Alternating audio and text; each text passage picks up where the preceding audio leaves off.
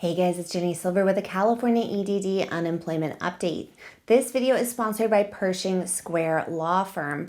Pershing Square Law Firm is California's first and only law firm dedicated to EDD law. They represent clients in appealing any kind of adverse decision made by the EDD. Whether it is a denial of benefits, overpayments, procedural or computational issues with your claim, Pershing Square Law Firm represents clients undergoing any of these issues. Pershing Square Law maintains an A+ rating and accreditation from the Better Business Bureau. They offer a flat rate fee and not percentages, so claimants keep almost all of their benefits and typically work on contingency, which means that claimants don't pay until and only if Pershing Square Law Firm is able to recover their benefits. Pershing Square Law understands that their clients are undergoing financial hardship, and therefore their pricing is specifically made to be very accessible to most people, even those who are undergoing such financial hardships. What I like best that they offer is that they provide a free consultation. Any claimant undergoing legal issues with the EDD can contact Pershing Square Law Firm for a free consultation with an attorney. I'm going to leave Pershing Square Law Firm's link in the video description down below. Click the link in order to contact them and receive a free consultation if you are someone undergoing legal issues with the EDD. First, let's talk about PUA, work history verification. Many of you who received PUA, whether it be your entire claim was PUA or a brief amount of PUA was used as an extension on a traditional UI claim, many of you are being required to submit work history verification documents to the EDD. For those of you that have not yet logged in and checked your UI online, please do so.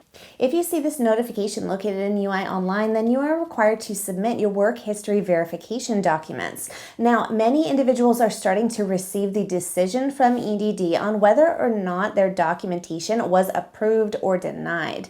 There is a problem here with EDD denying many claimants who did in fact submit acceptable documentation for the correct years who should have been approved. Now, many of you are wondering what to do if you were denied based on the documentation that you provided. Number one, are you certain that you provided proper documentation? In order to be approved, the EDD is going to be looking for a very specific time frame for your documents to fall under.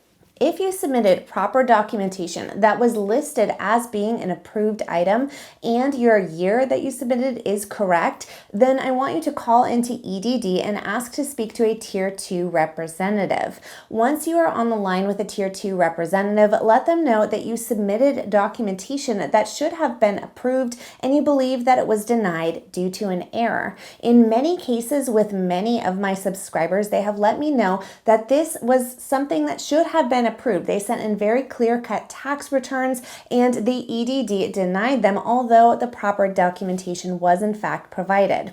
In the majority of those scenarios, my subscribers have let me know that the Tier 2 representative was able to fix the problem on the spot over the phone and actually switch them to being approved and having that requirement satisfied. However, some subscribers did let me know that they were not able to achieve this over the phone. I do recommend calling in and trying to speak to a second Tier 2 representative if the first one was unable to help you. Now, if you are not able to get the Tier 2 representative to switch that decision and change you to being approved over the phone, then it means that you will next need to undergo an appeals process. Asaf Liktash with Pershing Square Law has told me that the most common issue they are seeing with individuals who are undergoing the self-employment verification with the EDD is when those individuals worked as sole proprietors, meaning that they did not form a company. Those individuals were often paid in cash and sometimes earn too little to file taxes. This then causes them to have insufficient documents to substantiate self-employment.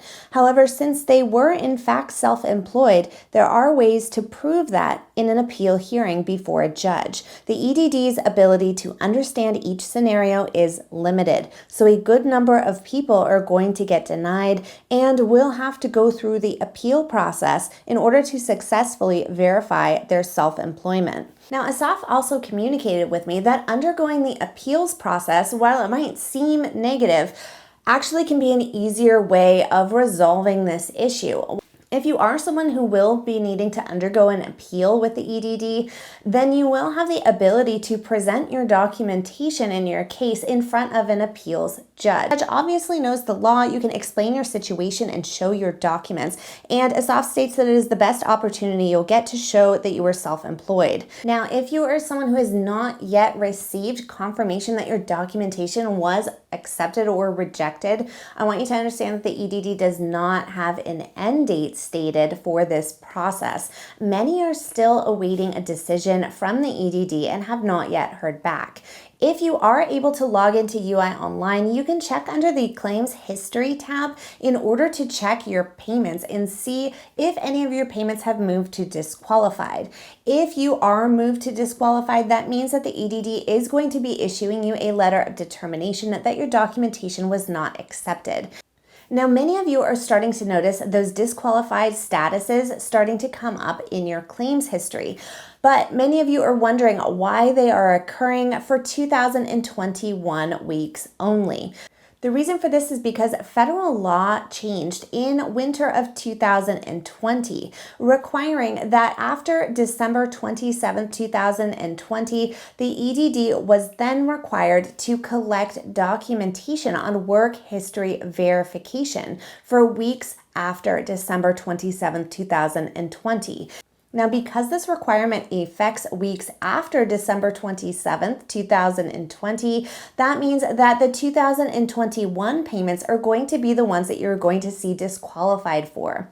If the EDD discovers something that invalidates your entire claim, yes, they can potentially disqualify prior payments as well. However, what they're specifically looking at right now is that they are looking at that work verification history requirement for weeks after 12/27. So for those of you that are undergoing this process, many of you want to hear feedback from each other. Every time I've posted a video on this topic or a community forum post, many of you want to hear the types of documents that you have submitted, the years that you were required to submit for your unique claim, and if you were approved or denied.